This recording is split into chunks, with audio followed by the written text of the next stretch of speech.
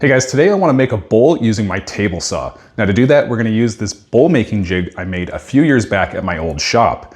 Now in that old shop, I did have a different, smaller contractor table saw, so clearly this jig is not going to work for this setup.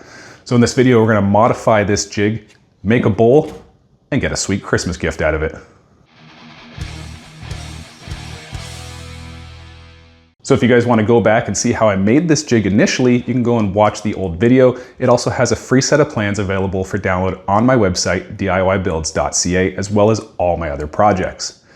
Now our first step in getting this jig to match with the new table saw is to flip it over and take off the old runners, as they don't line up with this new saw.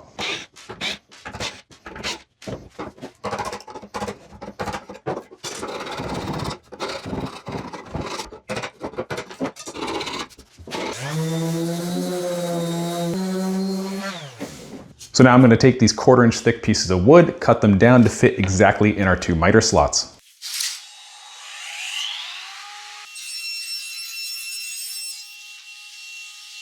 So I've got both runners fitting in the slots nicely. I've actually got both stacked up right over here. And because I have both stacked up, they're actually sitting a little bit proud. So when we go to install the runners on the underside and glue them on, I've actually got a little shim on this side so it's not leaning in one direction. Now you see this painter's tape here, this edge has marked the center of the arbor in this direction, and I've set my fence already in the center point of the blade. So we're taken care of in this direction and this direction. So our next step is just putting glue right here, butting this up against the fence, making sure it's centered front and back, putting a little weight on it, and that'll glue our first runner on.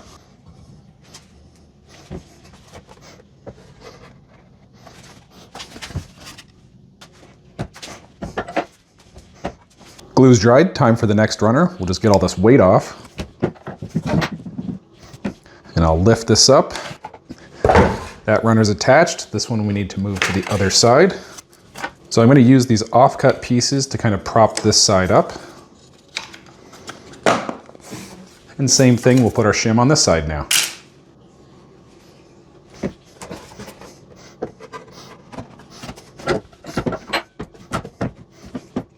So these are glued on, they're not going anywhere, but just a little insurance, I'm going to add 4 screws into each runner. So you see these runners kind of interfere with our circle, so I'm just going to use the jigsaw and just trim them up, get them fully out of the way. So we've stopped the jig from moving around left to right, and honestly, when I hammer it down into place, it really doesn't want to lift up, especially since we're using the drill and pushing down, so I'm not too concerned about this coming up on us. The front and back movement I'm going to solve with these 2 pieces of wood I found in my scrap pile, just a little inch spacer to bring it closer, and then this nice 5/8 piece of melamine wedges itself nicely into here, so we're going to stop it from moving forwards or backwards at all. So I'll take this off and attach these 2 pieces, and I think we're almost ready to start making a bowl.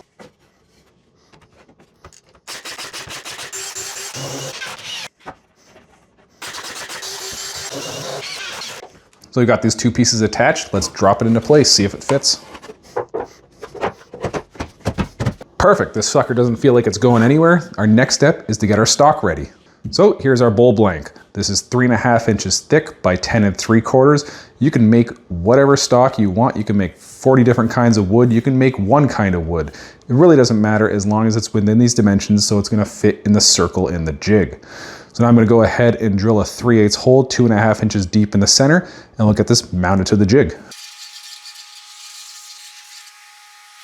So to get our stock mounted, first we have to attach the drill. I have ground 3 flats into the side, so it's kind of a triangle right here. So we'll get this mounted to the chuck.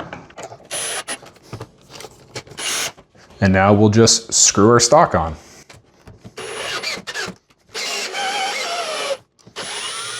So we got a little weeble wobble, but that'll come out in the wash. We're ready to go ahead and fire up the table saw, fire up our dust collector, slowly raise the blade, and start making a bowl.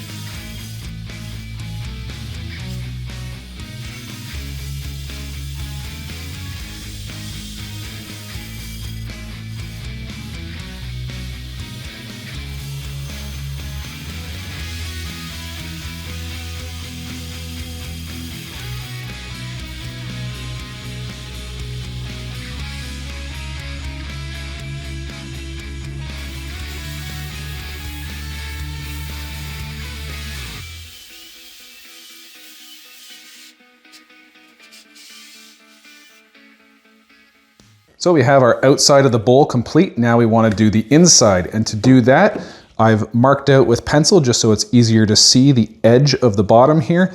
I've got a blank with the same hole in the center, and now we're going to hot glue it to the bottom. This is going to allow us to attach it to our post here, spin it upside down, and carve out the inside as we raise the blade slowly. So all I'm doing is eyeball centering this, and that should be good enough. So let that dry a few minutes, get this mounted, and start carving out the inside.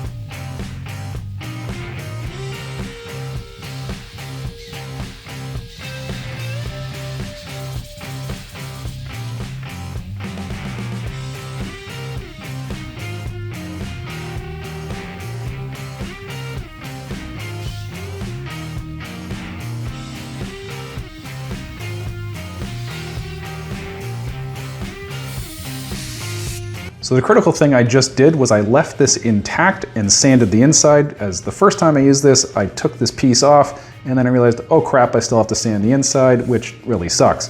So now that this is all sanded, we'll get it unmounted. And we'll take a hot putty knife and scrape off this piece, sand it flush, and then we're ready for some finish.